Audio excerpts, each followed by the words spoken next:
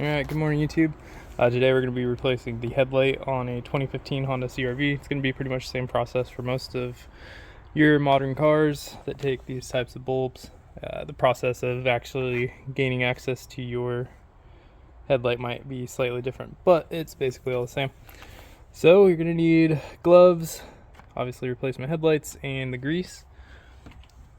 And so what you're going to do is just kind of figure out which bulb you're replacing. So on this one I need to replace the low beam. This one is low beam, high beam, turn signal, running light. So you just come in and first step, find your connector, which is this one here, and you're going to push down on the little tab and pull down at the same time. That'll come out. And then on my car you twist it to the driver's side. So the bottom, you twist the bottom to the driver's side. Or, sorry, you just rotate it.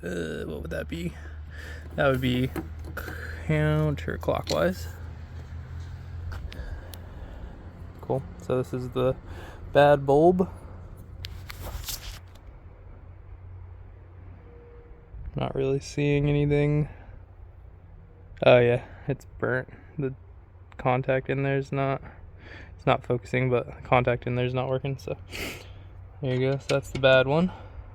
And what I like to do is just take both of them out, because you just need gloves for when you are installing the new bulbs. You want to wear gloves so that your grease on your fingers doesn't get on the bulb and burn it out early. Okay. Same thing, counterclockwise, pull it out. So these are the old ones, and you could verify. So H11s and H11s. Okay, so once you got that done, you can go ahead and put on gloves. I got a break here and put those on. Okay, so gloves are on now. You just take that silicone and just put a little bit around the edge, around the side of the seal, and I just like to put just a little bit in the where the prongs are gonna go, and it just waterproofs. So I did that on both sides, and then I opened up the box here. And then what you're going to do is you're going to grab your new